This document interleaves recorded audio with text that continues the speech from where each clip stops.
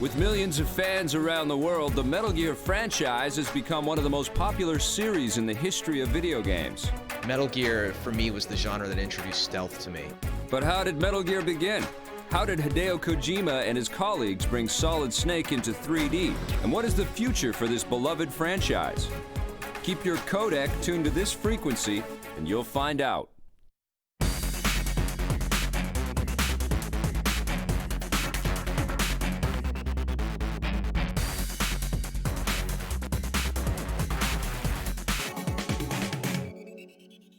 The Metal Gear saga started in Japan in 1987 when a young game developer named Hideo Kojima decided to build the world's first stealth action adventure. The original Metal Gear was a hit and spawned a sequel called Metal Gear 2 Solid Snake that was released in Japan in 1990. The series was dormant until the mid-90s when Kojima and his team began work on a new Metal Gear game for the original Sony PlayStation. Metal Gear Solid was released in 1998, and the game was a smash hit around the world. Metal Gear Solid 2 Sons of Liberty was planned as a follow-up for the Sony PlayStation 2 and was released in 2001. Metal Gear Solid 3 Snake Eater, also for the PlayStation 2, was released in 2004. And now, 20 years since he first appeared, Snake is back in a brand new global adventure for Sony's PlayStation 3 called Metal Gear Solid 4 Guns of the Patriots. Metal Gear.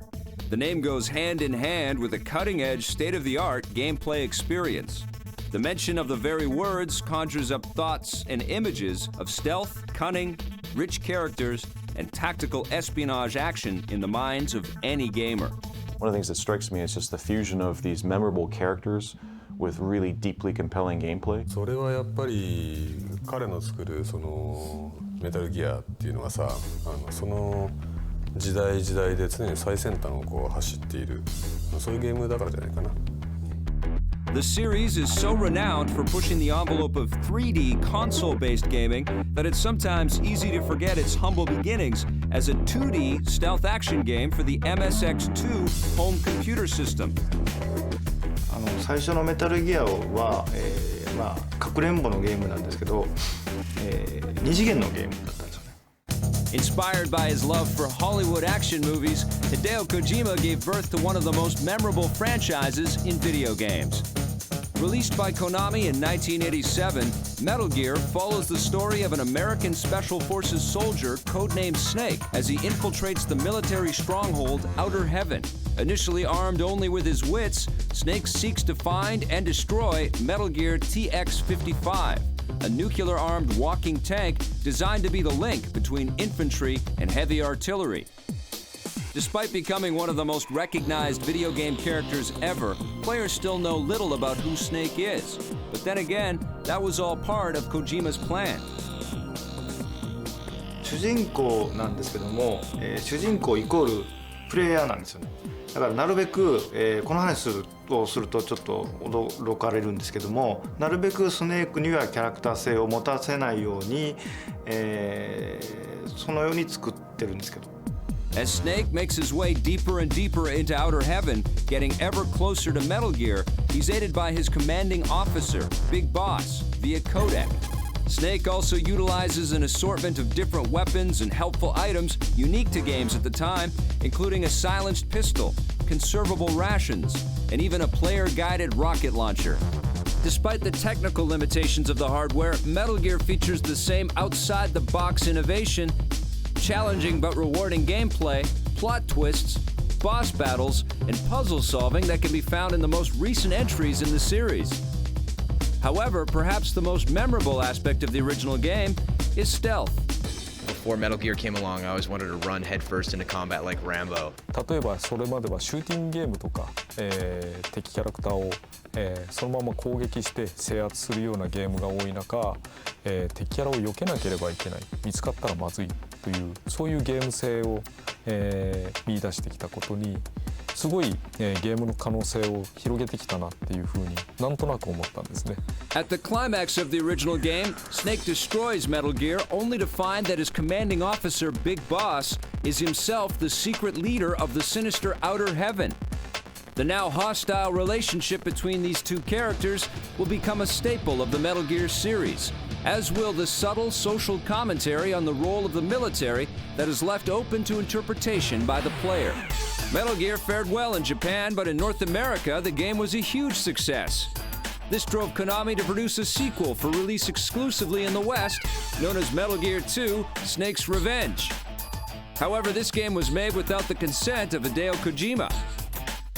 Initially, Kojima-san did not plan on making a sequel to Metal Gear, but fan support and the creation of Snake's Revenge prompted him to revisit the series. The result was 1990's Metal Gear 2: Solid Snake, released exclusively in Japan. Ignoring the events of Snake's Revenge, Metal Gear 2 follows the continuing adventures of Snake as he's sent to infiltrate Zanzibar land. Along the way, Snake discovers that his old adversary, Big Boss, is the man behind this hostile nation and that he has built another, more advanced Metal Gear. This time around, Kojima delved further into the characters, explored complex political and military themes, and improved the enemy AI, making it more challenging to remain unseen. This was also the first game of the series to use cinematics to deliver crucial plot points, an imperative element for future Metal Gear games. Metal Gear 2 also introduced new characters, including Colonel Roy Campbell, Snake's new commanding officer. Frank Yeager, otherwise known as Gray Fox, who is seen briefly in the first game, is discovered to be a defector and a traitor who Snake must battle in a lethal fistfight. Upon the destruction of the new Metal Gear, Snake is confronted again by Big Boss and defeats him with a makeshift flamethrower by combining an aerosol can and lighter. Despite commercial and critical success in Japan, Metal Gear 2 would never see the light of day in America until the release of Metal Gear Solid 3 Subsistence 16 years later in 2006. For all intents and purposes, Solid Snake and the Metal Gear series were finished as the 80s came to a close. But that was all about to change. In 1994, Sony released the original PlayStation console, and Hideo Kojima saw the powerful system as the perfect vehicle to reinvigorate his stealth action franchise.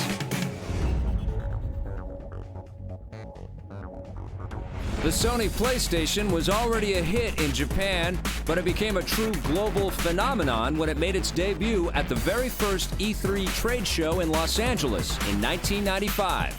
It was clear to Hideo Kojima and his team that the impressive hardware of the new console would be powerful enough to realize Metal Gear in a whole new way. Kojima and his team began researching, scouting locations, and even military training in order to make the game feel as realistic as possible. Motion capture techniques were used, dialogue was recorded, and a musical score was composed. The team spared no expense and endeavored to make the new Metal Gear game the most elaborate video game ever created.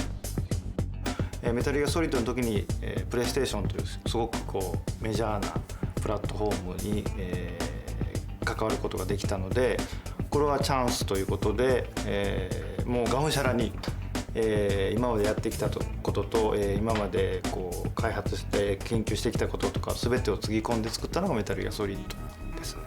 After years in development, Metal Gear Solid was released in 1998 to rave reviews and eventually went on to sell over 6 million copies and earn countless Game of the Year awards. The game was primarily story-driven and stayed true to its clandestine predecessors. The advancements of the PlayStation enabled the player to perform more stealthy maneuvers than ever before. This new 3D technology, apart from making the game look more realistic, opened up a whole new world of storytelling for Kojima. 2D はですね、例えばアングルを変えるとかするのに全部書き直しになるんですけど、3D の場合は 3D のモデルを作ってそこに空間を作ってしまえば、カメラはどうとでもなるので非常に作りやすかったです。例えば、狙撃銃を出した時に 50m 離れたところに人を置いてですね、実際に、狙撃銃で覗いたら、そこに物が存在するのでズームすると本当にその、狙撃銃の感じっていうのがすごく簡単に出たので、映画ってカメラを変える醍醐味があるんですけども、ゲームはそれをプレイヤーがリアルタイムに変えることができるので、それによってかくれんぼがどんどん生きてくるというか、そういう効果が 3D になって顕著に出ました。Although released in 1998, Metal Gear Solid is set in the year 2005 and picks up 6 years after the events in Metal Gear 2.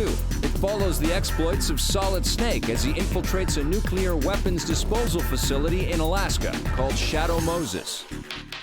その当時っていうのはなかなかその 3D のポリゴンのゲームっていうのがまだ出だしの頃であまりなかったんですが、レースゲームだったり飛行機のシミュレーションのゲームだったらポリゴンっていうのは割とメジャーで使われてて、でアクションゲームって言われるジャンルでポリゴンのキャラクターが動いてっていうのはなかなかなかったので、僕たちも 3D ポリゴンっていうのに、初めて、挑戦するジャンルだったんですが、すごく難しかったのを覚えてますね。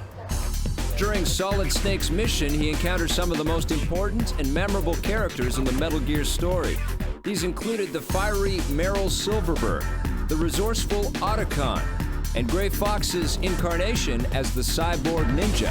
1の時だと僕はサイボーグ忍者っていうキャラクターがすごい好きで、シナリオというか脚本の中には最初はいないキャラクターだったんですけど、どうしてもこういうキャラが出したいっていうので監督と想像していったキャラクターです。We're also introduced to Shala Shaska, otherwise known as Revolver Ocelot, and Solid Snake's genetically crafted twin brother, Liquid Snake, whose fates would soon be forever intertwined. Keeping with the tradition of terrific boss fights that were introduced in the 8-bit Metal Gear games, Metal Gear Solid delivers vicious combat scenes that pit Solid Snake against unforgettable villains like Vulcan Raven, Sniper Wolf, and Psycho Mantis. When you actually fight him, it pretends like it's changing the mode on your TV, like it's changing the video 1 to video 2. And it just made you think about yourself playing the game, like outside of the game. Wait a minute, and then I realized that's not the brand of television I have. It's like, what's going on here? By the time that Liquid Snake had been defeated and the credits rolled on Metal Gear Solid, it was clear that Hideo Kojima and his team had crafted a true masterpiece in just the early days of 3D action gaming. And now the world was hungry for more of Solid Snake's adventures, just as speculation grew on a new PlayStation being created. The gaming world wondered what kinds of surprises Kojima's team had planned.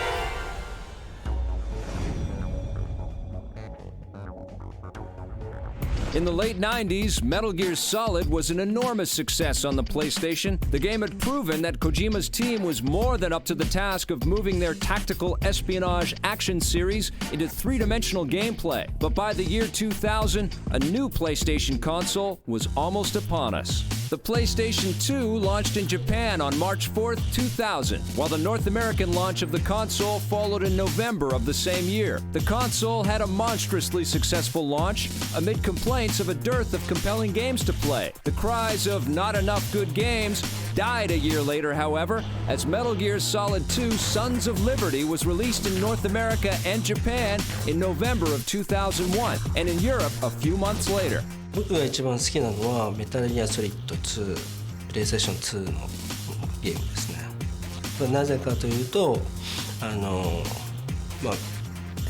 そのタンカーの上で巨大なロボットメタルギアが出てきて、それとスネークが戦うというシーンがあるんですけど、あれがワンダと巨像の何ですかインスパイアの元にもなってたりするので、そういう意味では思い入れのあるゲームです。The game was definitely the next evolution of 3D tactical espionage action, but Kojima had a shock for anyone expecting to spend a lot more time with Solid Snake. In a controversial second-act twist, the game switched out protagonists and put players in control of newcomer Raiden. The change of heroes was deliberate and focused purely on growing the fan base for the series. 最初はそれで作ったんですけども、メタルギアソリッドでスネークが人気が出てしまって、ある種偶像になってしまったんですよ。キャラクター性がついてしまったので、そのキャラクターを、いろんな人が操作するのが非常に難しくなったということで、2ではライデンを主人公にしてスネークを客観的に見れるような、キャラクターの関係を作った。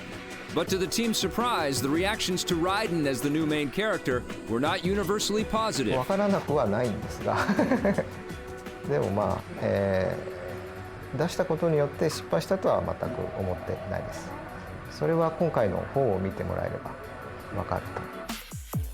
Despite criticisms from players who desperately missed playing as Solid Snake, Metal Gear Solid 2: Sons of Liberty went on to become the biggest-selling game in the entire franchise. Metal Gear Solid 2 was filled with some of the most spectacular visuals and cinematic scenes that video game players had ever seen. Stunning water effects, complex physics, deep layers of environmental interactivity, and truly mesmerizing cutscenes were some of the calling cards for the game. The complicated story starts with a prologue that takes place 2 years after the events in Metal Gear Solid. The action begins with a dramatic leap off the George Washington Bridge as Solid Snake infiltrates a tanker ship to investigate the creation of a new powerful Metal Gear. During his infiltration, Snake combats invading soldiers who have come to steal the new Metal Gear called Ray. Snake also comes face-to-face with his old nemesis, Revolver Ocelot, who has had his severed arm replaced by the nanite-infested arm of Liquid Snake. In a very tense face-off, Ocelot murders the commanding officers on the ship and sets off explosives to sink it before escaping in Metal Gear Ray. And Solid Snake is apparently lost in the wreckage. Metal Gear Solid 2 picks up 2 years later and introduces Raiden as the playable character. Raiden infiltrates Big Shell, an offshore cleanup facility that has been overrun by terrorists, and attempts to rescue the hostages locked up in the installation. During his mission, Raiden battles extraordinary foes like Fat Man, a bomb-throwing sadist with a predilection for inline skates, Fortune, a woman with the power to make every bullet miss her, and Vamp, a creepy, seemingly immortal killer with a taste for blood. It doesn't take long for Raiden to recognize that things are not like they seem. Big Shell turns out to be a development facility for a new Metal Gear called Arsenal that has been commandeered by Solidus Snake, another genetic clone and brother to Liquid and Solid Snake. In the latter stages of Metal Gear Solid 2, the story veers in an entirely new and thought-provoking direction, suggesting that Raiden is actually a character in a Metal Gear video game. There's a point like where the game goes to a game over screen. And so you think like, I messed up, I died, but I didn't die. But the gameplay's still going on in that little window. Kojima signifies that it's still a game, but you nevertheless get completely sucked in because of all these other things he's doing to make it feel immersive and believable. Raiden must face up to the doubts that he has in the world around him before he can stop Solidus, and with Solid Snake's help, uncover the truth about the Patriots, the shadowy conspiratorial organization that has been the dominant force behind the events in the Metal Gear games. Needless to say, the complex narrative was a little overwhelming for some Metal Gear fans. Metal Gear Solid 1がですね、アクションゲームでありながらストーリーがあるっていう評価を得たんですよね。で最初2の時は、あんまりお話を作るつもりはなかったんですけど、いろんな人に聞くとやっぱりストーリーとアクションゲームが並行してあるのが新しかったんだということなんで、じゃあストーリーを入れようというふうに考えたんですけど、当然続編なので1より複雑なストーリーじゃないとダメだということで複雑にしすぎてしまいまして、これが2の反省です。For Metal Gear Solid 3 Snake Eater, the newly formed Kojima Productions decided to take a more down-to-earth approach. 3は、非常に簡潔なストーリーにしました。スネークとザ・ボスの関係に省略するということで、それでまあ評判が良かったんで良かったなと。As the PlayStation 2 was handily beating the competition in the console wars during the early years of this decade, demand for a new Metal Gear game grew. And this time, Kojima Productions was prepared to release 2 epic Metal Gear Solid adventures in a single console generation. 本当はプレイステーション3で3を作りたかったんですけど、なかなかプレイステーション3が出ない、待ってても仕方がないというのでプレイステ2で作ることにしました。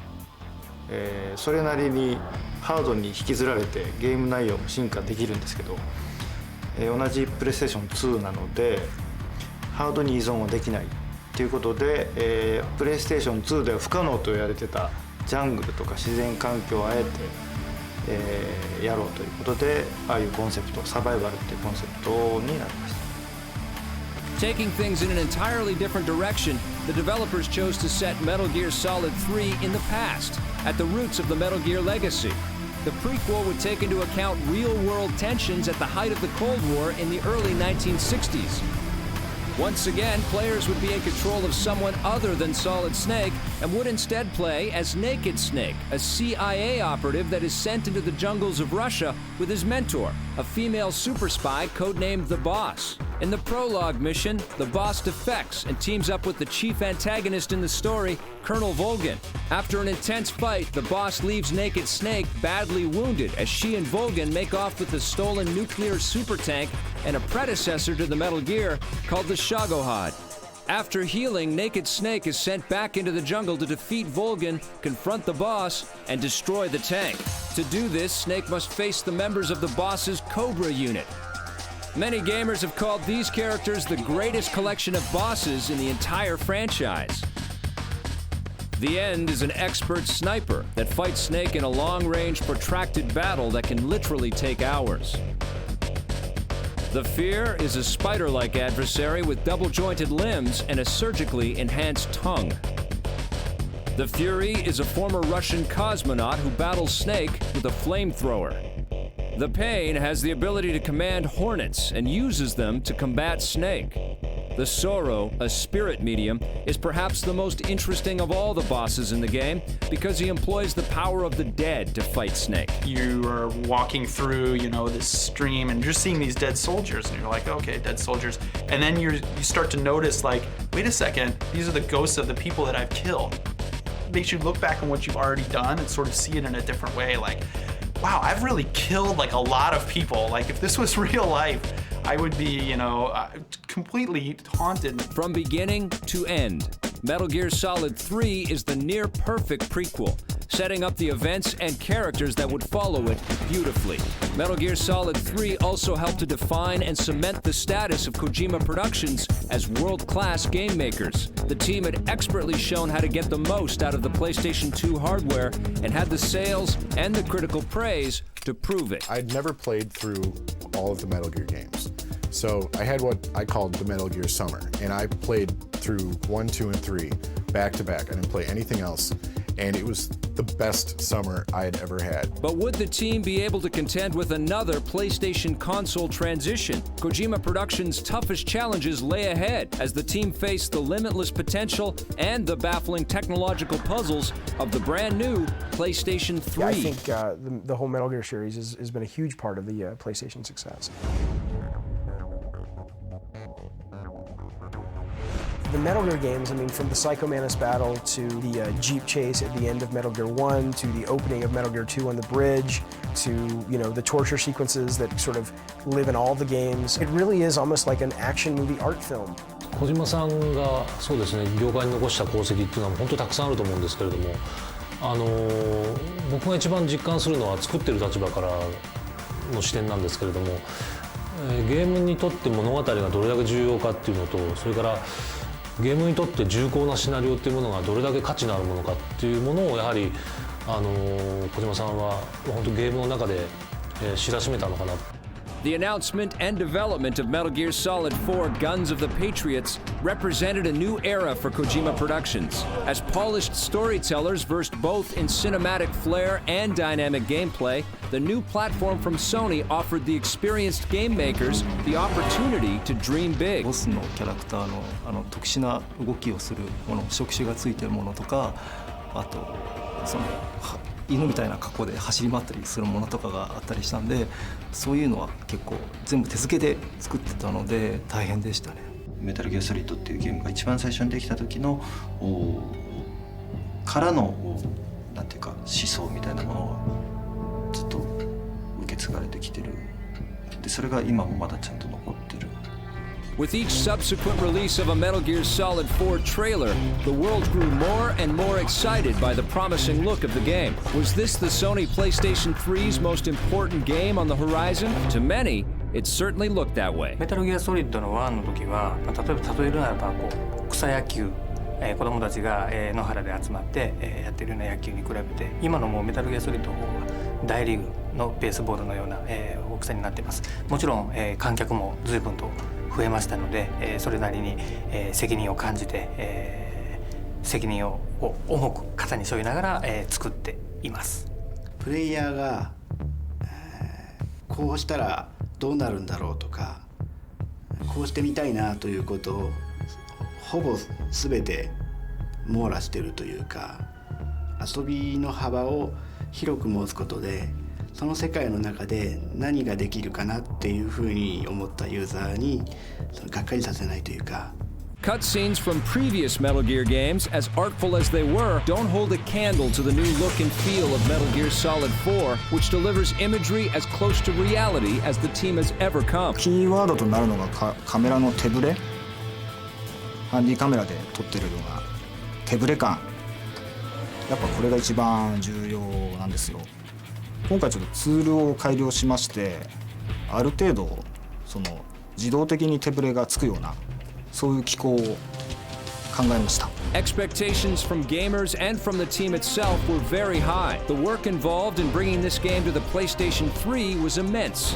The team size at Kojima Productions had swelled considerably, and the pressure was getting to Hideo Kojima. プレステ3というか、次世代のマシンなんですけど、非常に作らないといけないものが多すぎてですね、非常に大変です。ハリウッドの映画っぽい作り方に現状になってます。ライン性というかで、今回はプレイステーション3で、作るものも当然増えたんですけど、ボリュームも非常にあって、なおかつ、これが一番大きいんですけど、チーム員が、一番多い時で200人ぐらいいますので、200人対1人ということなので非常に大変です。それが一番辛いですね。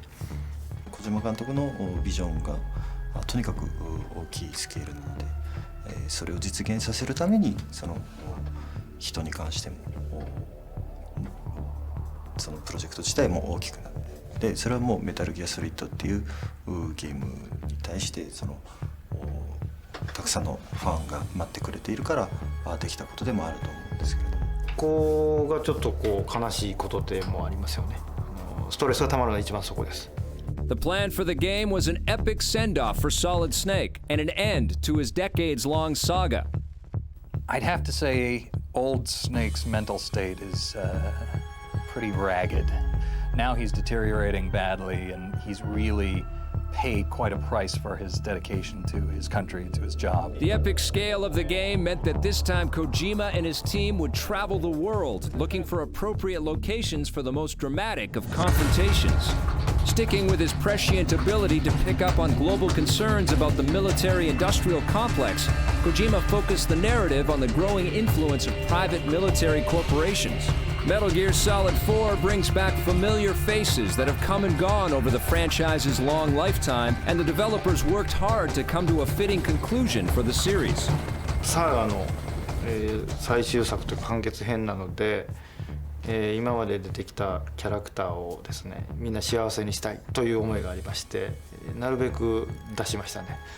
で、彼らがどこに向かっていくのかっていうのも、方法をやっていただけると分かると思います。But is this really the end for Solid Snake? 僕の中で、メタルギアソリッドの、ソリッドスネークサーガと言われるものはこれで終わりにしたいです。スネークもおじさんになったし疲れたんで、次メタルギアは当然あると思います。メタルギアっていうシリーズは続いていくと思うんですけども、それはソリッドスネークとは違うもっとフレッシュな新しいキャラクターとか新しい世界観とか新しい物語を紡いでいった方がいいと思います。In its 20 years, Metal Gear has touched millions of lives. There are fans of this series from all corners of the world. Snake and his co-stars have entered video game and popular culture with tremendous style and will forever be linked to the birth of the stealth action genre. It was the first. It's definitely a landmark series in video game history. ですね、やっぱりステルスアクションに尽きるのかなと。Will we see more Metal Gear games? Or has this series retired along with Solid Snake? Don't give up looking under suspicious cardboard boxes just yet.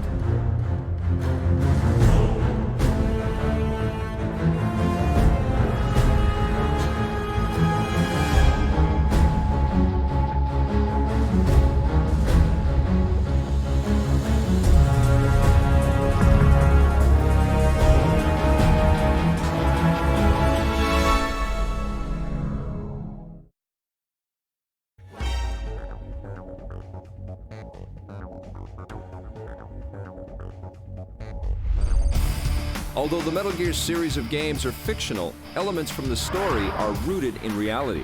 Whether taking inspiration from headlines around the globe or basing weapons and tactics on modern military applications, the Metal Gear series of games has always been true to its real-world inspirations. The real-world military plays a big part in the design of the Metal Gear games, so much so that Hideo Kojima's development team trained like soldiers. 子供の頃小説を書いてたんですけど、それこそ小学校なんですけど、冒険小説を書いてたんですけど、主人公は当然ハードボイルドなんで車を運転してカーチェイスをするんですけど、自分で運転したことがないので書けないわけです。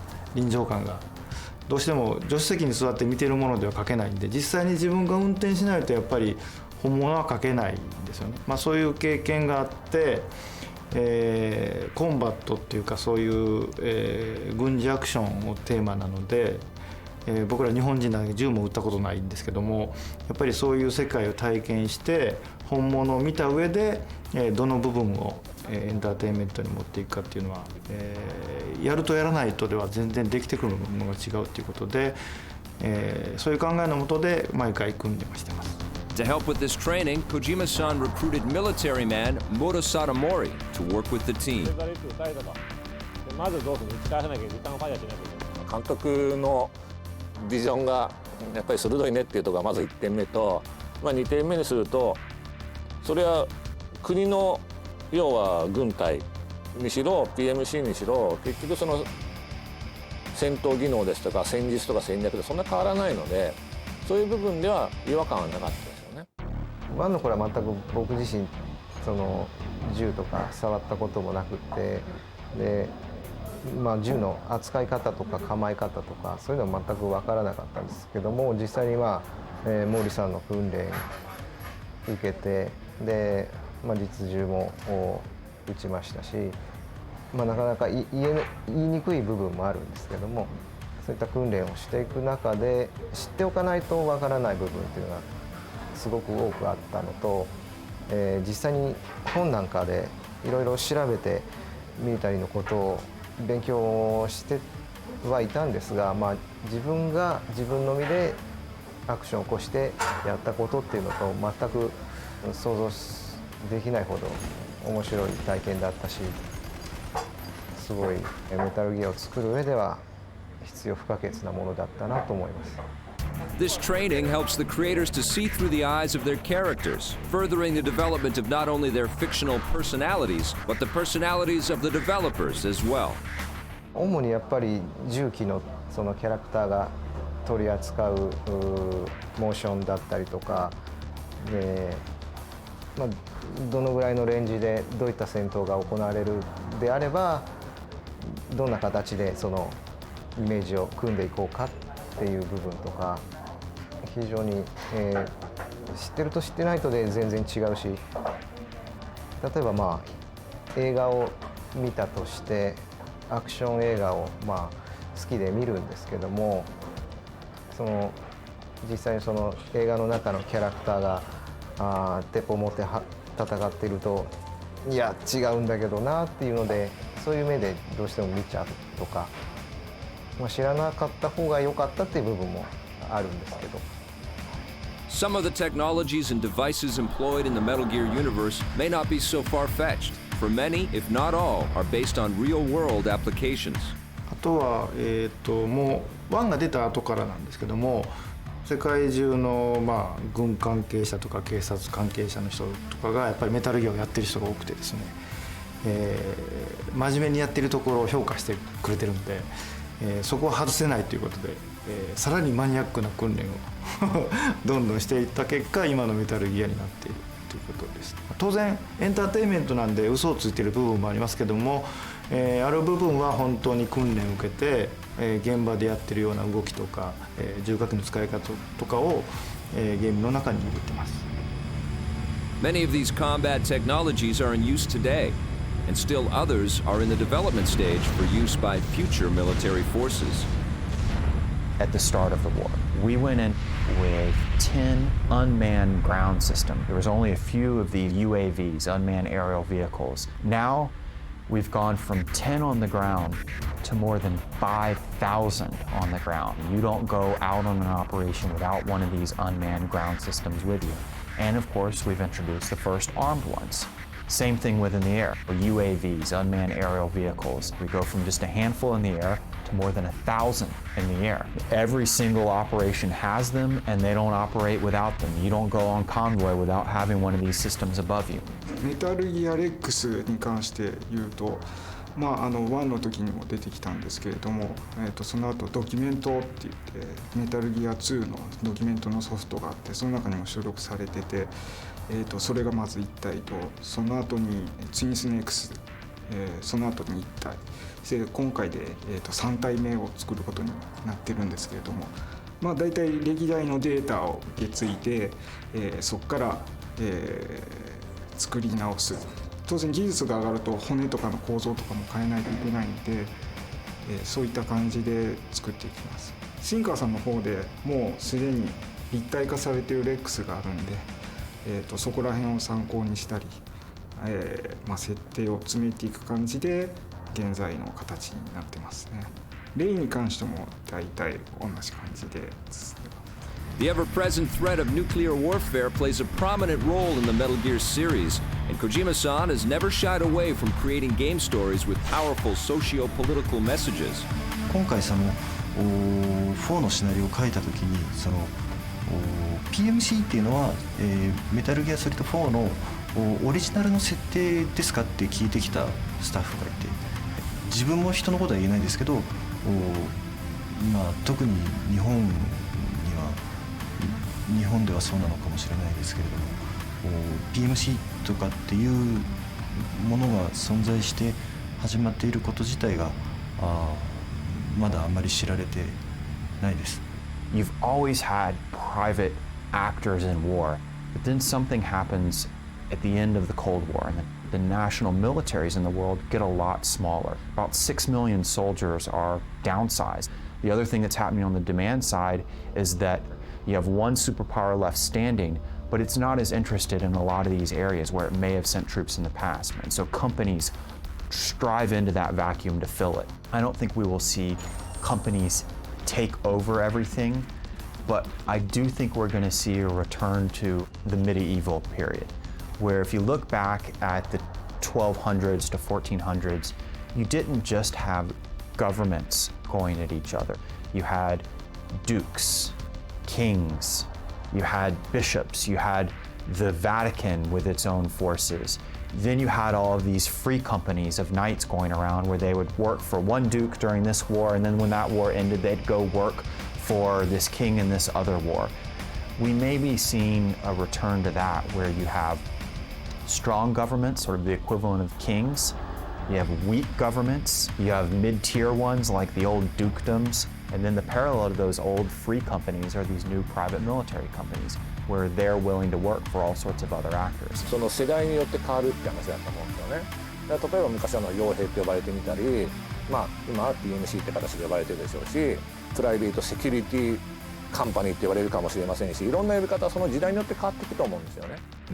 実際に、今の現在の社会で、戦争、あるいは紛争っていうのは世界中でずっと続いてるんですけども、調べてみるとその中で民間の企業がすごく、サポートしてるというのが多いんですよね。物資輸送したりとか訓練も含めて重火器作ってたりも含めてですけども、それはある種言い換えるとサポートというか、それで戦争で金儲けをしていると、それで世界中の経済が潤っているっていう現状があります。あるいはその無人兵器を作って投入しているっていうのも実際にあるんで、このまま世界が進んでいくとどうなるかっていうのを、ある程度そういう現状を皆さんにも知ってもらいたいっていうのがあって、4のテーマではそれを選びました。1でいうと、核兵器の脅威みたいなのをやってましたけど、現在はPMC とか無人兵器とか、あるいは少年兵の問題とかがあってですね、そういうことが世界で起こりつつある、起こってますよっていうのを、ゲームをやりながら知ってもらえれば、いいかなと思います。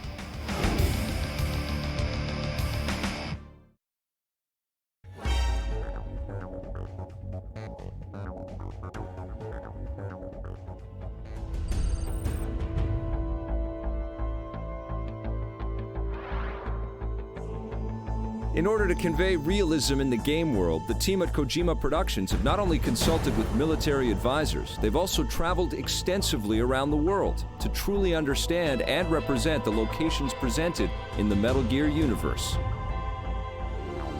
今回は、007のようにですね、全世界を巡るという、まずメタルギアは毎回こうクローズドな閉鎖空間を舞台にするんですけど、今回そうじゃなくて、いろんな世界中を回っていく、そういう規模の話にしました。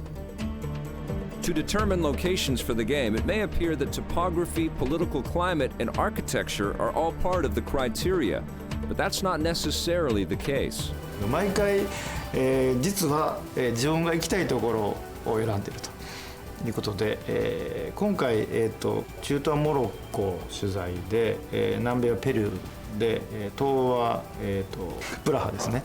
メタルギアソリッド2でニューヨークだったのもニューヨークをこうぐるっと回れるんで、それでニューヨークにしたんです。Kojima-san and his team have logged tens of thousands of air miles, all in the name of realism. MGS のメインのスタッフたちと一緒にその場を共有したっていうことですね。ただ映像を見てそれに音をつけるんではなくて、それは誰もいない戦場っていうことではなくて、今回の舞台っていうのは数年前にはですね、我々が目の当たりにしたように人々がいて生活が営まれていて、匂いがあって生き生きと生きてる人たちがいて、そういう街の数年後なんですよね。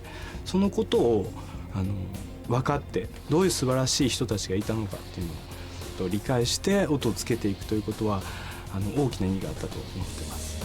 With all this traveling, each member of the team has their own take and affinity for certain places.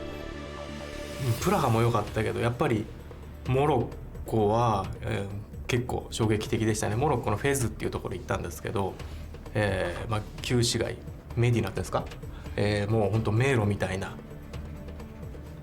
なんていうのか、すごく狭い路地が入り組んでて、そこはものすごく感動しましたね。Oftentimes, it's Kojima himself that's behind the camera, capturing reference material for the environment artists. ロケーションに関しては世界でいろんな紛争が起こっている中での、非常にイメージしやすい中東とか、南米とか東欧とかを、選択をしました。そうしてオリジナルのマイクで、レコーディングをしてみたんですけどもね、いろいろと難しいことがあってですね、一番やはり難しかったのは、屋久島の時は誰もいない密林っていうのと、スネークが潜入する密林というシチュエーションすごく似ていた。でも今回は、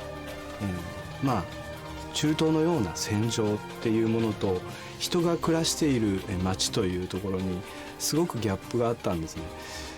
だからレコーディングが前のようにはうまくいかなかったです。だから大体ですね、ライアンとか今泉さんに心配されながら、夜中とか朝方とかにも出ていってですね、できるだけ人気のない、時間に音を取るということをしておりました。取材で言いますと、僕は南米のペルーというところに行ったんですけれども、前回の MGS3 のジャングルとはちょっと違う、割とハゲ山といいますか、木があんまりたくさんない森を再現したいっていうのがありまして、ペルーというところに行きました。でものすごく標高の高いところだったんで、取材中ずっと高山病で苦しめられてて、半分取材どころじゃなかったなというのはとても思い出に残ってます。どちらかというと今回はその中東とか東欧とか南米とか大きいセクションに分かれてるんで、むしろ、それぞれのエリアでトーンを変えていった方がいいのかなっていうところがあって、例えば中東とかですともう光沢をなくしてすごいマットな世界を再現する。逆に、東欧とかに行くと、あそこは雨に濡れてるようなところなんで、街全体がキラキラと光ってるような、より際立たせたりして、むしろ、各ステージのトーンをばらけさせていったっていうところはありますね。It's also during these expeditions that the game designers find new inspiration and can even change previously held notions. 感動したものですか。開けた空間がドーンってあるんですよね。でそこに唐突にこうインカ文明が栄えたところでしたんで、唐突にこう石畳が現れたっていう、その大自然と人工物のそのミックスといいますか、それがちゃんと共存してて、ですごい美しい景色を成しててっていうのがやっぱ印象に残ってますね。僕が好きなのは中東の、倒れたビルがあるんですけど、そのあと、アーケードにつながる細い道が一番モロッコっぽくできたかなと。モロッコ行った時にやっぱり匂いとかその空気感がすごい強烈だったんで、それが表現できてるのがあそこが一番近いのかなと僕なりに感じます。僕ライティングやったんですけど、匂いが伝わるようにっていうのをずっと意識しながらライティングして世界観作ったつもりではいます。Like the military training the team at Kojima Productions partakes in, the reference material enables everyone on the team to truly understand the visual experience the game is trying to replicate. These photos and videos allow the artist to accurately reproduce the textures seen in the real world.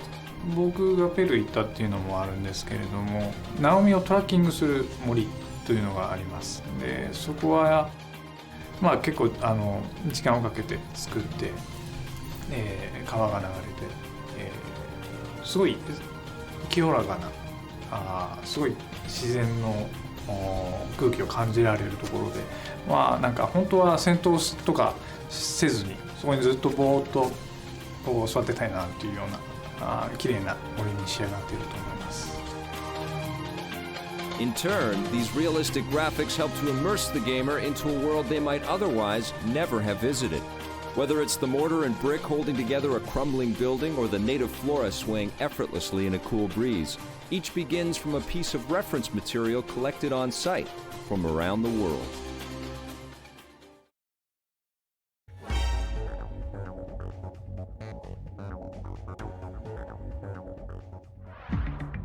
Metal Gear's rich characters are some of the most memorable and finely crafted in the entire medium. And as each successive title in the franchise is launched, Kojima Productions has risen to the challenge of outdoing their previous work. サーガの、最終作というか完結編なので、今まで出てきたキャラクターをですね、みんな幸せにしたいという思いがありまして、なるべく出しましたね。で、彼らがどこに向かっていくのかっていうのも、方法をやっていただけると分かると思います。The process of designing a character begins as a brainstorming session between Kojima and Shinkawa. Sasaki then scrutinizes the drawing and with the modelers fleshes it out further before the team proceeds with motion capture and keyframe animation that will embody all of the character's movements. It's at this point that an actor is brought in to give the character a voice, and once all these elements are assembled together, the team has a living and breathing character for the game. 最初に、新川さんのイラストを見た時は誰もが嘘だろうと思ってたんですけども、いざ、実際にモデリングしてみて、実際のデモにスネークが出力されてみると逆にそれが当たり前のように見えてきて、若い頃のスネークが逆にその、ちょっとおかしいんじゃないのかっていう話が出てきたりとかして、今では最初は違和感があったオールドスネークも完全に馴染んでしまっているという状態です。Even though they've collaborated for years on Metal Gear, Kojima never ceases to surprise Shinkawa, especially after he learned that Snake would return as an old man. 毎回何を考えているのかわからない人で毎回驚かされます。キャラクターデザイナーの、方と、イメージのすり合わせを、一番最初に行うんですけども、そこから、ポリゴンモデリングに、入っていって、ハイレゾのモデルを、作成していきます。でただ、やっぱり作成していく過程でイメージが、意図していたものからずれていってしまったりとかすることも、あるので、もうひたすらリテイクを繰り返して、最終的なイメージをすり合わせていくということを繰り返していきます。メタルギアシリーズだけじゃないんですけど、僕が作ってるゲーム全てそうなんですけども、やっぱり、そのゲームをやってもらって、ただ単に、面白いとか、時間潰しができるとかそういうもんじゃなくて、そのゲームをやったことでその人の人生に何かしらの付加価値というかですね、何か持って帰れるようなそういうものにしたいっていうのがあって、メタルギアソリッドでもそういったメタルギアソリッドを遊んだ結果、自分のちょっと人生観が変わったり、ちょっと知識が増えたり、友達やお父さんとか家族に優しくなれたりというか、そういったものをもらえるような、あるいは与えられるようなゲーム作りっていうのでメタルギアソリッドも設計をしてますし、そういった魂でキャラクターが動いているとか、物語もそういったことで作ってます。When it comes to populating the world of Metal Gear Solid 4, Kojima Productions has employed a group of world-class actors that have the depth and range to bring the game's colorful characters to life. Akio Otsuka returns to voice Snake as an aging character, which presented its own set of challenges. 人の気持ちのひだみたいなものとかがすごくこう分かるようになってきてっていうところはやっぱり年を取っていった方がなんかそういうセンサーが敏感になっていくみたいな、そういう感じは自分の10年前よりも今の10年経った今の方が周りに対するその配慮みたいなものは多少若い時よりもできるようになってきたのかなと。Like his Japanese counterpart, actor and screenwriter David Hayter returns to voice Solid Snake. There's been a lot of stuff in this game that just blew me away story-wise and surprised me. War has changed. The age of deterrence has become the age of control. All in the name of averting catastrophe from weapons of mass destruction. With this returning cast of actors, Kojima Productions has ensured the continuity between each of the games in the Metal Gear series. Nanotech scientist Naomi Hunter makes a reappearance, and once again she is played by Jennifer Hale. It's to work with people of this caliber. I mean, this company is amazing. Just they always have their act together. They always have great stories, great scripts, great people. The producer's just spot on. And as an actor, that's a dream. You just show up and do whatever they say. To help define and shape the beauties in the Beauty and Beast creations, Kojima Productions organized an elaborate photo shoot in Los Angeles, California. Hundreds of photos were taken of each model to help create the digital characters for the game back home in Tokyo. 今回その2段階というか、ビーストからまずビューティーになるっていうそのコンセプトを聞いた時はとにかくそんなゲームがあるんだと。私自身ビーストのままで終わりたくなかったのでビューティーになれて本当に嬉しいんですけど、本当にその発想はびっくりしました。楽しくもあり難しくもありましたね。自分自身はやっぱり戦争とか体験してないじゃないですか。じゃあそれを体験してない自分がどこまでそういうの内面を、彼女の内面を表現できるのかなっていうことはすごく考えましたね。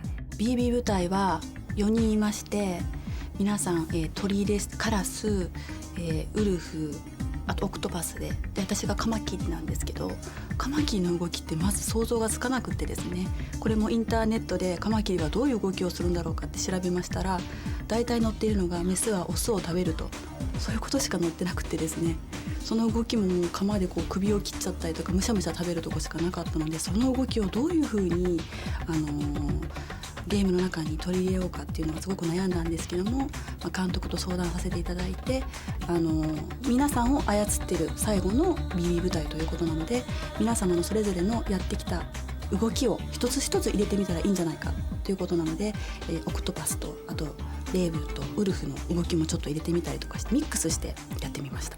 まずメタルギアシリーズに女性が4人、しかもその今回のボスは女性だけっていうのを聞いて、私もメタルギアが好きなんで、それはちょっと今までに聞いたことない試みだなっていうのはそれびっくりしたんですけど、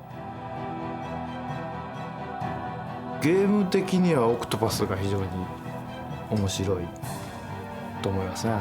ギャグ満載なんで、これは言ってしまうとあれなのかな、ゲームを解いてから見てほしいんですけど、ゲーム的にはオクトパスが面白いです。ビーストはどれも非常にこうデザイン的に洗練されてるんですけど、ビーストを倒すとビューティーが出てきます。でビューティーはどの人たちも非常に美女でですね、バグチェックの違いがありますね。 With the Beauty and the Beast, we have the beautiful voices of the female characters, and then on top of that, we have the voice of Fred Tatasciore, who's the voice of the Beast, who has this very sinister voice to him, and it's very deep and very chilling. Come on, Snake! Laugh with me! Laugh! Laugh! Laugh with me, Snake! The Beast is a demonic entity that is the worst end of 4 victims of war. And the foes that you see in this game are actually victims themselves. And you have one of rage, one of sorrow, one of madness, and one of just absolute psychosis. And I get to play the character, the demon, at their worst right before they're unraveling. Phil Lamar plays Vamp, the former Dead Cell member with the preternatural-like abilities of a vampire. I remember auditioning for it, and Chris Zimmerman, the director, kept saying creepier. And basically, at the very beginning, I basically just sort of stopped breathing in order to do the voice. Like, it moved so far back in my throat that it became not alive.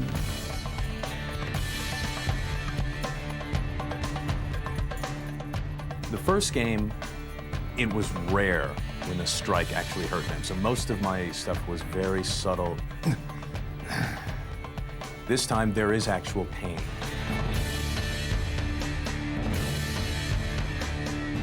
I mean, there's blows that should kill him, but don't. And that's always fun to play. The, like, you know, I've just been gutted with my own sword, and now I'm grinning and moving down my own sword towards you, you know. And a lot of imagination there, like, okay, where does that hurt, you know? And ですからまあ本当にこうパワフルでもあり粘っこい粘着質な粘着質もあるんですけど、でもものすごいこう強い男たちの戦いでもあるんで、まあ本当にこれ以上の激しい戦いは世の中他にはもうないんじゃないかというような戦いで、本当に今はもう全く他のことを考えられて時間も忘れてガーッと見てしまいました。そこはですね、なんかこう監督はすごくフレキシブルで、じゃあこんなことはあんなことはってなんか冗談交えながらすごくこっち気が楽だったんですけど。As intense as the motion capture in a Metal Gear game is, for Metal Gear Solid 4, the actors were also required to memorize and perform copious amounts of dialogue. とにかくセリフを入れるために喫茶店に行って、そのセットでコーヒーとタバコとで台本でプツプツプツプツプツプツプツプツプツプツってずーっと言ってたんですね。Kenyu Horiuchi returns as Raiden. 彼の痛みが自分の痛みであったりするようなそういう切なさを僕感じてしまった、戦いだったような気がとてもするんですよね。There's an energy that happens between two actors when they're working together, and there was a great give and take with Phil and I. And there were times when I was in the moment in my character, and there were other times when I got an opportunity to sit back and watch Phil work. And in doing that, that is like playing with a great tennis player. It makes you want to rise, to the occasion.And take the ball and slam it down the throat. フォード・ライデンは少したくましくなって切なさもあったり、そういった意味では、不死身でありながらサイボーグ的でありながら、もしかしたらとても、人間的なのかなっていう気もしないではないですね。A new character to the Metal Gear cast is Drebin, memorably voiced by newcomer to the franchise, Kari Payton. It's just bigger and better and bolder. They continue just to, turn the crank to ratchet it up. 武器戦場を職業としている。で、戦争に加担している側なわけですよね。ただ彼自身は何かそれを職務の一環として行っているだけで、特にその戦場で人が死んでいくとかそういうことについてあまり無関心なように思える。だから、なるべくこう仕事だからやってるんだよという感じで、ある程度セリフとかなんかにも無責任さっていうんですかね、だから楽しんでる、まあ、野菜売ってるのと同じだよっていうそういう感覚でこうあまり重たく捉えないようにこう軽さっていうんですかね、そういうものをこうちょっとこう加えるようにしました。はい。And never far from Drebin is another new character in Metal Gear Solid 4, a Gibbon, named Little Gray. 親と子供であったり、その信頼関係を置ける間なんだけれども、どこかこういつか旅立っていってしまうものの象徴というか、それが抽象されているんじゃないかなっていうのはちょっと感じました。常に大体一緒にいますよね。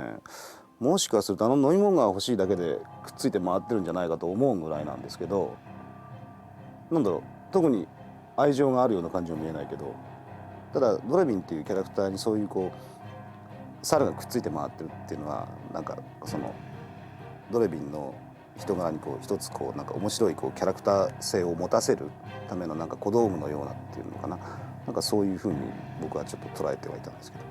猿の真似ってできますかって言われたんですよ。猿の真似って別に、まあ、友達同士でふざけてなんかキキとかそういうのはやったことありますけど、ちょっとやってみてくださいよってそのオーディションが終わった後にやったんですよ。そしたら見つけたとか言われて。 It's one of the great things I think about this series of games is they treat the aging process very realistically. Otacon, he's definitely gotten older. There's been a lot of tragedy in his life, so that starts to wear on a character after a while. オタコンは随分かっこよくなっちゃいましたよね。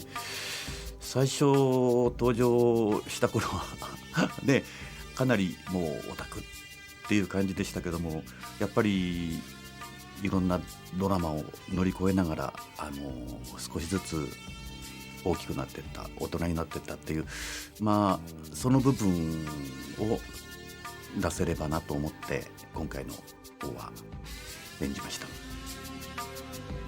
The character designs just freak me out, and they really help as an actor to look at what you look like.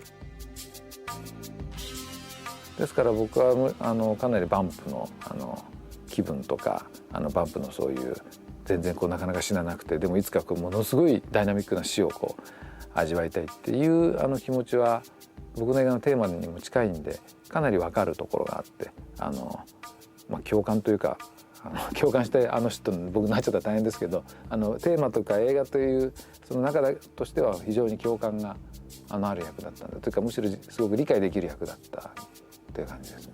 すごく作品の中で重要な役割でとても素敵なキャラクターだったので、最初は戸惑ったんですけども、なんて素敵な役をやらせていただいてっていうところで、なんか幸せだなって思います。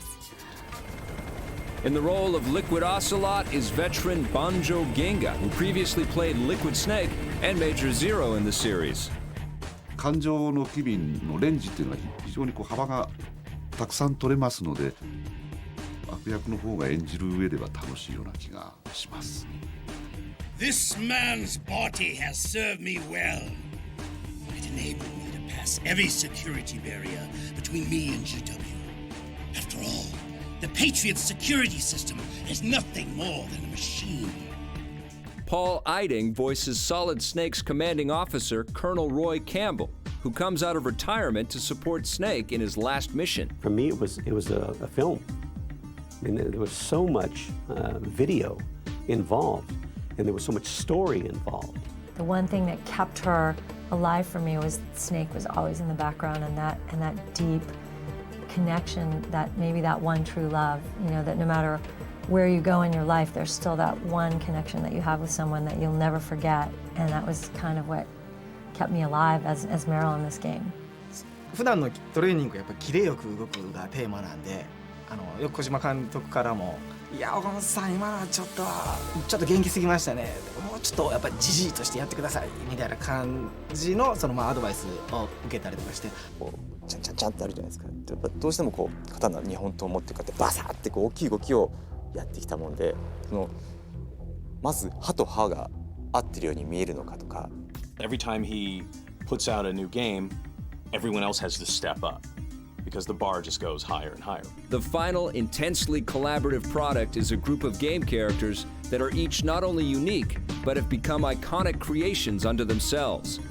This has been Kojima Productions' winning formula since characters like Snake and Big Boss first appeared in video games more than 2 decades ago.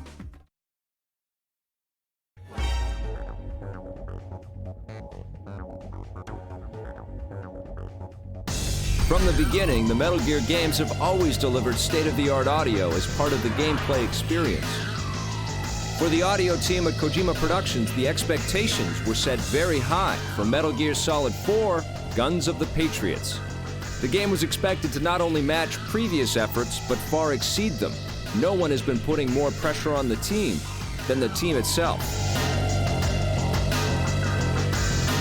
There are many different aspects and layers to the audio featured in a video game. It's not just a matter of adding in music, voiceover, and sound effects.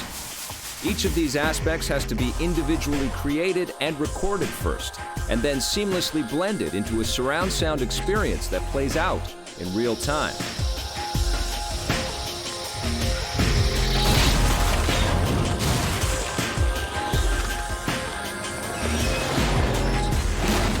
It really is a very visceral experience when you have the sound on it. Mr. Kojima worked very closely with Mr. Tojima in a lot of kind of ideas he had for a next generation game. And so you're going to see this with MGS4 that not only is it going to be in 5.1 Dolby surround sound, but that we're doing a lot of different things that people haven't attempted before. そのプレイステーション3という新しいパワーのあるハード、それに小島プロダクションというのを掛け算すると大変なことになるんですね。でも新しいプラットフォームで最初のゲームなのに、ちょっと自分ではこれ以上のことが考えられないぐらいにですね、すごく複雑な仕様になってます。でブルーレイのストリームというのが走っていて、それからハードディスクの中に何本ものマルチストリームが走っていて、それに加えて、オンメモリのサウンドがなる。でそれらがインタラクティブに、コントロールされていくというのはとても難しくて、でもすごくエキサイティングなサウンドができているんじゃないかなと思います。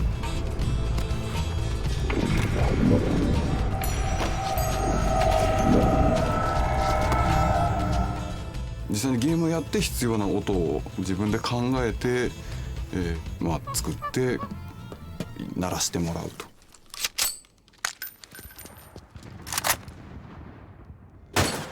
Rounding out the soundscape is the musical score, used to create ambience, evoke an emotional response, or resonate a particular moment in the game.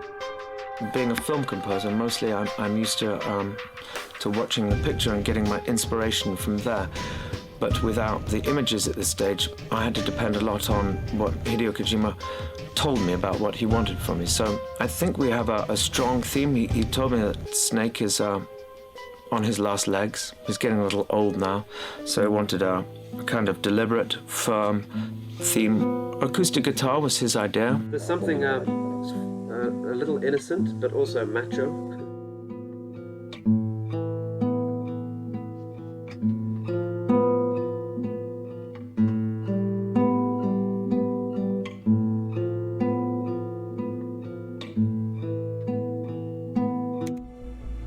小島秀夫はその映画の世界にもそれから音響の世界にもすごく関心が高いのでですね、これまでもハリウッドとかいろんな方のお力借りてきたんですけども、その中でもスカイウォーカーランチは小島秀夫にとっても僕にとってもやはり夢の一つという場所であって、それがついに実現したっていう形です。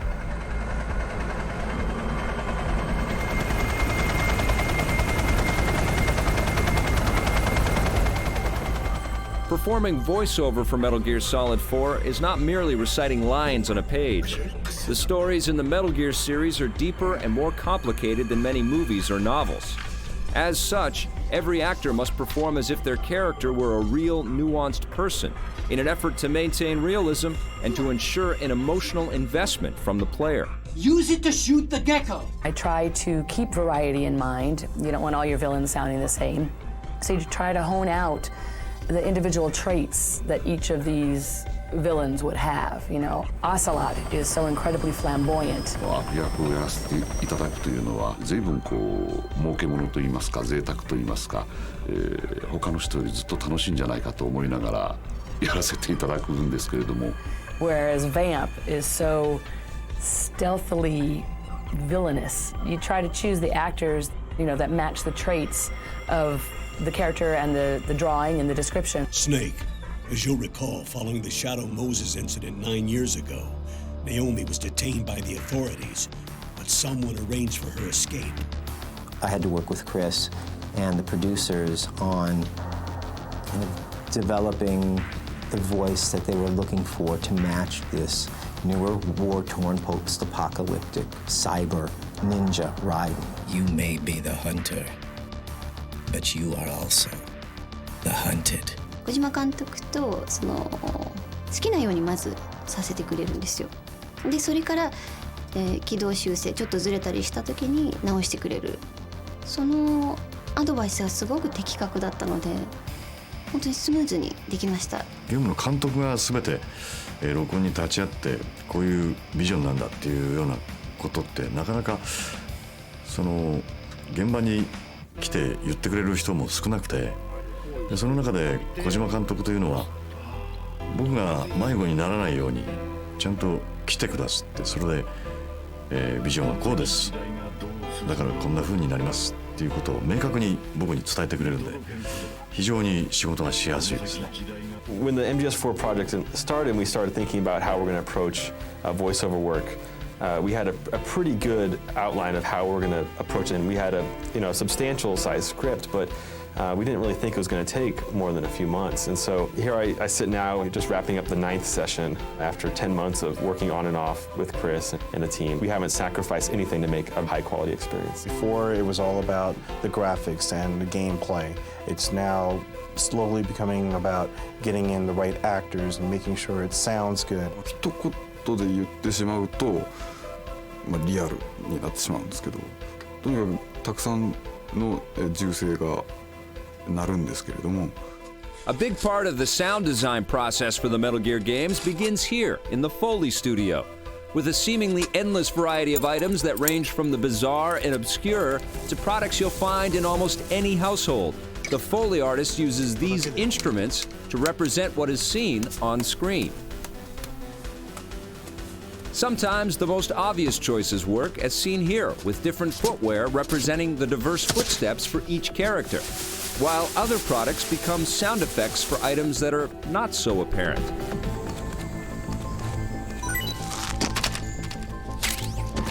This is Snake. Do you read me? What happens if it's the first time the player hears it? This is Snake. Do you read me? Excellent. Quality of the script and the length of the scripts are starting to feel a lot more like feature films. You know, years ago, doing a video game was just short, choppy lines that involved the gameplay. But once these stories started evolving and these wonderful scripts like Metal Gear, you can really get some nice pieces of acting out of the actors. I think Chris tends to ride these guys a little hard. She wants to make sure that she's getting everything out of these guys. Then again, she's known these guys for years and years. You can have your panic attack here, 172 in. Damn it! They got the Mark III! It's all over, Snake! Good. Not only volume, but you're heartbroken here. The characters, especially the soldiers, have different emotional states. And so we had to go through this process, Chris and I, of recording hundreds and hundreds and hundreds of lines of dialogue that will come up depending on the emotional state of the soldier. And we're recording the same lines, but with these different emotional undertones. So that whole process, and it's very complex because obviously we have to work very closely with the programmers to make sure that that comes out at proper states. So that process has been very tiring, but I think ultimately rewarding because you're not going to have a static performance every time you play the game.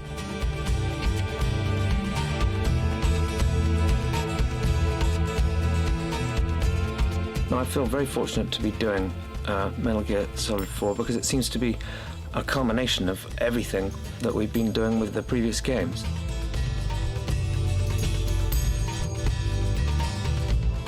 The strings can give it a tragic kind of nature, but you may not want that so much.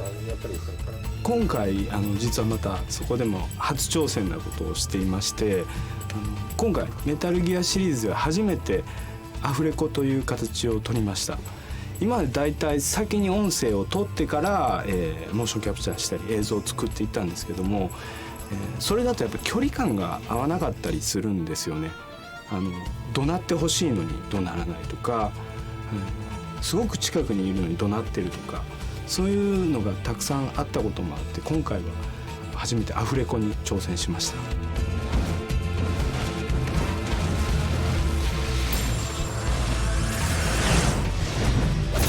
The Japanese animation has already been set forth and it's already locked in, and we work with motion capture actors that were recorded in Japan. So we have the scenes physically acted out by the motion capture actors, and then we go in and add the US voices to that. So we have to make sure that it matches the raising of a hand, the cock of a head. Doing it to the Japanese motion control actors and was very, very funny, and at the same time so effective for performance because, you know, they do little things with their bodies, and every time he moves or he reaches up for something, I can put that into the voice. It's much better for performance. It's very funny to watch the behind the scenes as it's coming together, especially the monkey, who is played by a guy, a regular-sized guy, and he's walking around and doing his monkey thing. Once the sound effects, the voice acting, and the layers of music are completed and incorporated into the game, they are tuned to perfection, so that the overall experience of Metal Gear Solid 4 is amplified and unforgettable.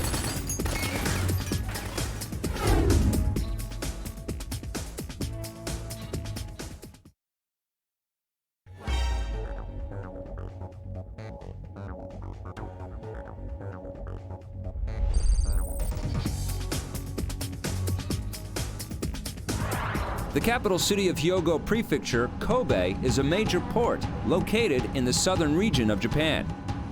It's in this city where Hideo Kojima began his illustrious career in video games. 最初神戸ですね。神戸で、開発5部というそれこそ10人ぐらいの部署を任されて、人を集めて作ったのが、ですかね、93年ぐらいですかね、1990。Kobe seemed like an idyllic place for the young team to create games, but in the early hours of Tuesday, January 17, 1995, as many commuters were about to begin their day, the great Hanshin earthquake devastated Kobe.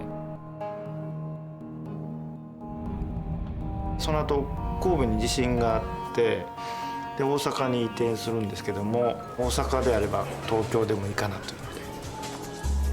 The team decided to move across the country to Ebisu in Tokyo to finish work on Metal Gear Solid 2: Sons of Liberty.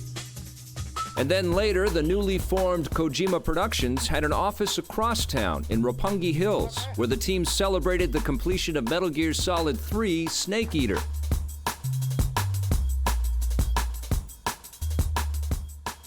で東京の恵比寿に会社を作ったのが96年です。でそこから東京の人を集めて、小島プロダクションの原型ができたということになります。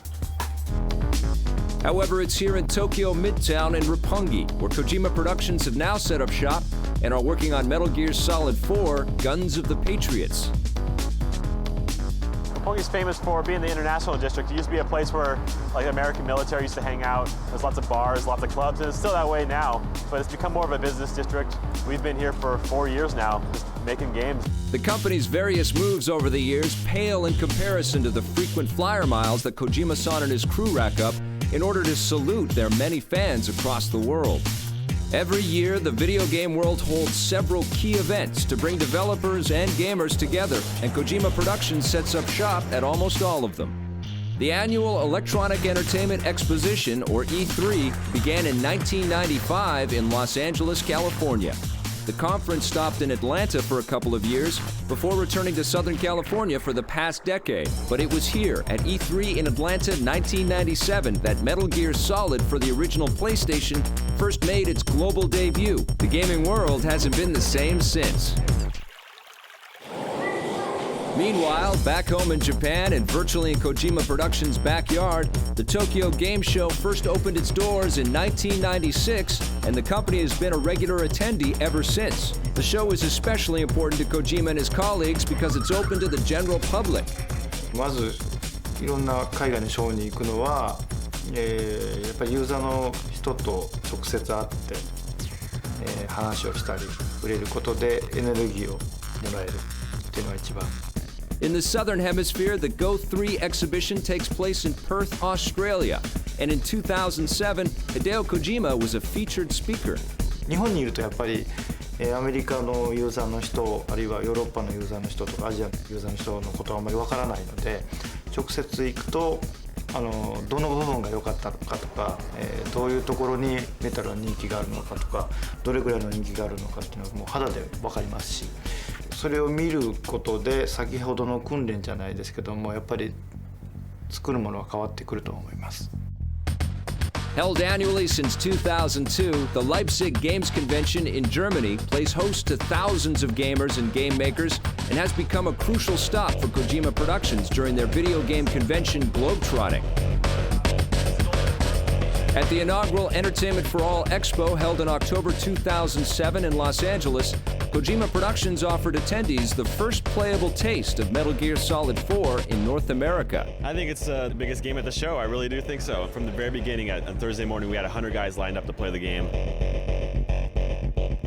Kojima Productions has also hosted launch events for their games at local stores where players can come and meet some of the Metal Gear creators. Over the airwaves, members of Kojima Productions regularly take part in and even host radio and online broadcasts as a way of reaching out to the fans. Hundreds of thousands of listeners tune into new recordings of the Kojima Productions Report every week for the latest in Metal Gear news and information.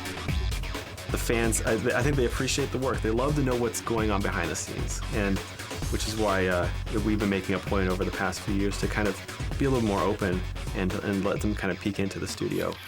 From the very start, staying in touch with what gamers have to say about their work has been a central, defining aspect of the team at Kojima Productions. This respect for their audience will continue as the team moves on beyond Metal Gear Solid 4.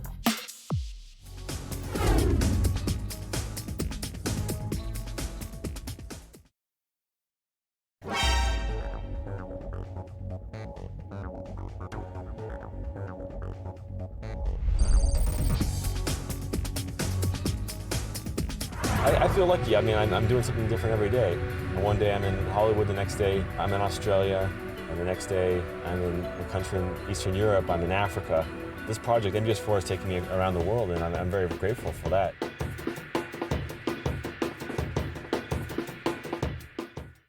When I was 10 years old, my dad moved us out to more of a rural area, and so all of a sudden I'm kind of by myself, just with me and my little brother. And I found myself spending more time inside and playing a lot more games. And I think that's what really kind of kicked things off. I would rather them be outside.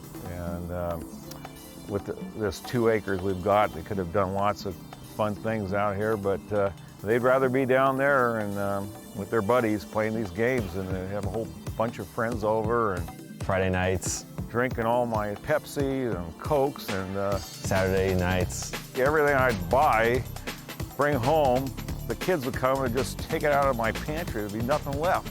Sunday mornings. They'd be down there all night and into the next morning playing video games. It really wasn't until I got the first PlayStation and I saw what games had become with this, like a CD-based format. You have voiceovers, you have more cinematic quality like experience.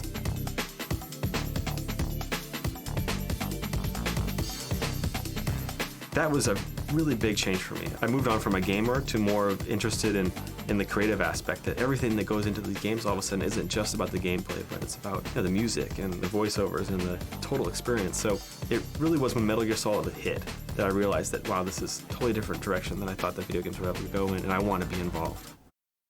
See, I've done about 15 trips across the pond from Tokyo to LA for this project alone.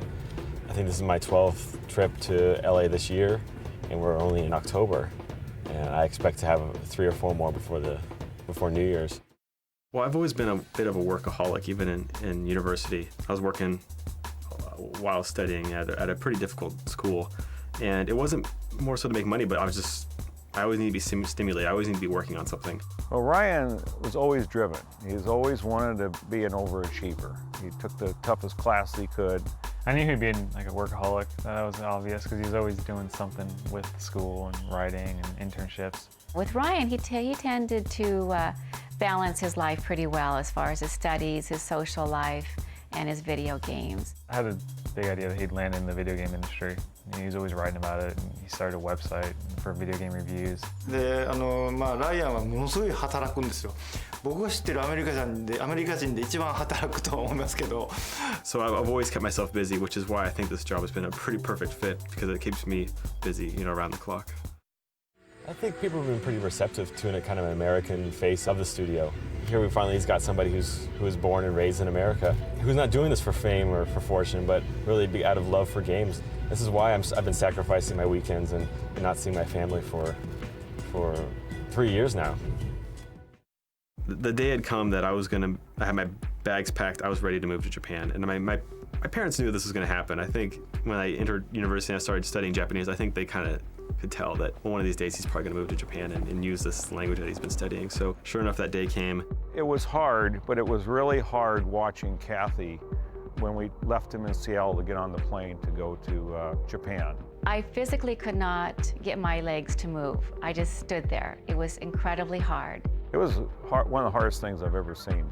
Watch my wife, watch her son go off to a very different land than ours. We all thought he'd come back pretty soon, but he started liking it and started working a lot, and he started landing that Kojima job, and everyone started getting real proud of him. That was really nice to actually see him do something. Being in Tokyo, being in Roppongi specifically, where the studio is, where I'm living, it's a weird place because it's very international, and we have the coffee shops, the same restaurants that you would find on the west coast of the United States. But being here in Tokyo and working at the studio, it's been a great privilege, but I don't really spend a lot of time at home here in this kind of confined space. A lot of work, but the environment's it's very clean, it's very safe, and I'm pretty fortunate for that. It took a while I think, to get the trust of Mr. Kojima, because everybody who joins the studio, we almost have 200 people working on MGS4. And everybody's got motivation. They have a purpose or a goal that they want to fulfill by joining the studio, by doing those long hours. And obviously, Mr. Kojima wants to know that. So it took some time. We had a lot of quality time when we were researching the game in Eastern Europe, and we went on that week-long stay.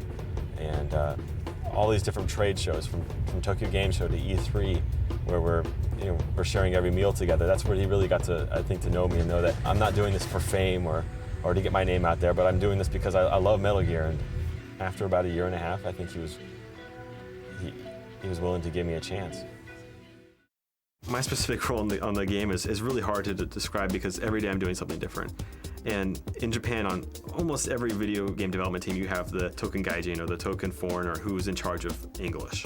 I'm one of the producers on the title. I'm an assistant producer, which means that I can work on all elements of the game. I'm traveling around the world on research trips. I'm helping with master submissions. I'm helping with packaging. I'm helping with gameplay balancing. And for a guy like me who needs constant stimulation, it's perfect.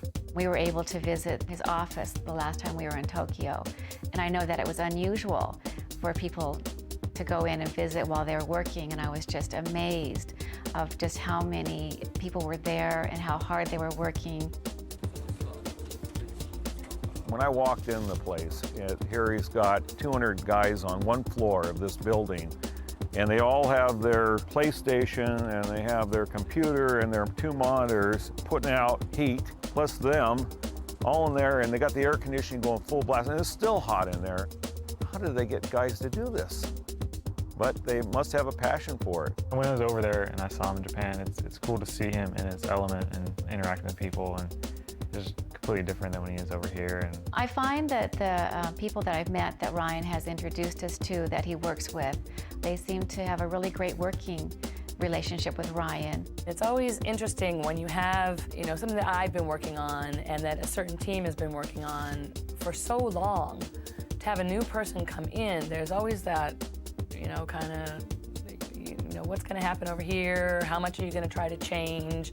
And I think Ryan and I really see eye to eye on the characters, and I think that we really also see eye to eye on the performances, to the point where in the session, he'll be starting to say something, and I'll say it to the actor, and we'll both say, get out of my head. Working with Ryan was great. I mean, you talk about somebody who's on it and has a just encyclopedic knowledge of what to draw on. Ryan and Chris, they're like a machine. You put them together and you got a working machine. It's amazing. 僕らは日本人のほとんど日本人です。フランス人とかいますけど、90% ぐらい日本人で日本でゲームを作ってるんですけど、やっぱりそれでは世界に向けてのものづくりは非常にこう不完全なんですよ。でライアンがにいろんなものをチェックしてもらって、ライアンがアメリカ代表ではないんですけども、ライアンの意見を取り入れることで、若干今までとはちょっと違うメタルギアソリッドにはなっていると思いますので、非常にありがたいですね。We have 200 people working on this game for 3 years who dedicate every day of their lives to it, including a lot of weekends, and they're going home at the last train. And those are like the real stars in the studio. I'm grateful for what I've been giving, but other times I feel almost a certain sense of guilt because you get credit for stuff that you don't do. My family and getting back home to the States is always in the back of my mind. But I've got a number of ideas for games, and I've pitched several ideas to Mr. Kojima. Nothing that's gone through any kind of pre-production phases, but I'm always thinking, and I'm always waiting for that opportunity. I miss my family. If there was ever a reason to go back home, it would be to spend more time with my family. I have a great job. I live in a great city, but it lacks one thing, and that is my family. We've been very fortunate that Ryan's been home. In fact, he might be home more than a lot of young men that go off and start their careers. And so we feel very fortunate that Ryan comes home as often as he does. I do miss him, he's my older brother, and it's good to have him around sometimes. I thought that this video game industry was going to be a phase and it would kind of go away, and then now I'm kind of thinking maybe this was a good move. And he's obviously good at it, so why not go for what you're good at? It's a comfortable place to be. I mean, there's a lot of pressure still. I mean, there's a pressure to succeed and to be #1, and it's always on your shoulders, and it's hard to forget. But on the other hand, I'm surrounded by people that love games and they're so cool and so talented that I really embraced this opportunity that I had. And despite the fact that there's hard times and a certain sacrifice that I had made, but all in all, it's just been an incredible experience and one that I would never give up.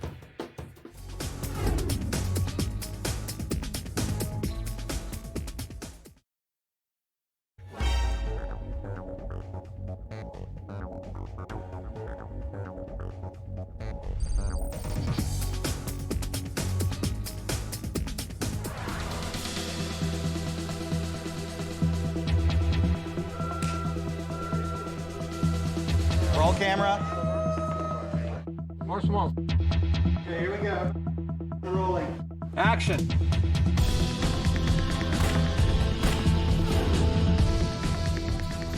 For me, it's been kind of 3 years in the making. First, we talked about doing a logo, and then all of a sudden, we're talking about the opening movie. I'm gonna get it right. Alex, the mastermind behind the studio. The Logan guys, they have the experience, they have that creative eye, and they've made a big name for themselves, making really cutting-edge commercials and visual effects. I've worked in a lot of places before to realize I wanted it a different way. I still believe that you can do large commissions and big projects without turning into a corporate shop. You can stay relaxed about it, and we want people to have a great time being here, working with us, trying to make things great. What we're doing here is pretty revolutionary, I think, in video games. People just kind of give us this look because nobody's ever attempted this before. It's basically a parody on American television, but with a little bit of a darker edge because it's still set in the Metal Gear Solid 4 world. And this is basically like a cool way of giving the player an idea of what the world of MGS4 is like. The task was to come up with an interpretation. But so each individual show is meant to be a completely different piece of content that some futuristic, non-existent TV network would create. On top of that, there's 5 different commercials for each PMC. It's just kind of a massive undertaking. You have to pretend to be 20 different people that came up with these ideas. It's kind of like a schizophrenic exercise. The first one I wrote was the cooking show. Target. Action. Nicely kneel. Easy on the heart. We have the chef who's out of the ordinary. He's not a friendly guy from the kitchen, but we have him cooking for the family. he has a co-host named Rachel. She's taken aback by some of his gestures and the way he speaks. Got there. This could be the first channel that comes up. So when they look at this, we want that WTF moment, but we also want them to be intrigued and want to keep watching. We have been planning this movie sequence for a long time, like 1.5 years. We're gonna shoot the whole thing in 6 days, only 6 days. But Team Logan is very, very talented, so we trust them. We were thinking of shooting on film, and because of a schedule, and we decided to go with HD video. Red seemed the way to go. Now we've got this 4K resolution files. We're bypassing telecine. We're able to control every part of the process. There's a massive amount of cleanup work that needs to happen on green screen footage, even live action footage of a praying mantis plates, where we need to track it. We need to computer-generated elements that perfectly match the perspective and the angle and the speed. The scum who wishes they didn't try. Wakey, wakey, praying mantis.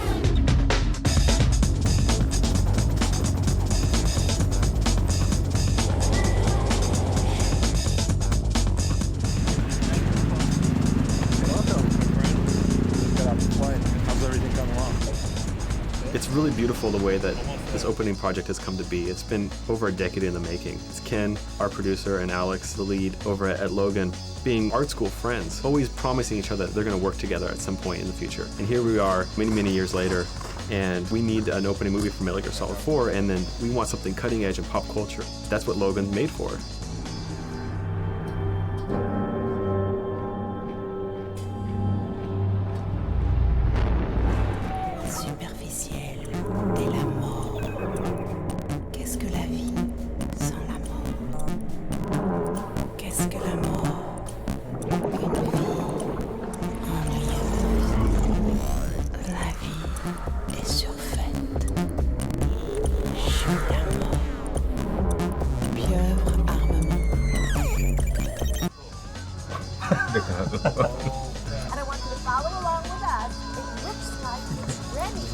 Watching Alex deliver the final build and having Ken there and watching them load the final files into the game is really cool to see. It's kind of nice to see that this friendship has lasted for so long and they finally accomplished something that they promised such a long time ago.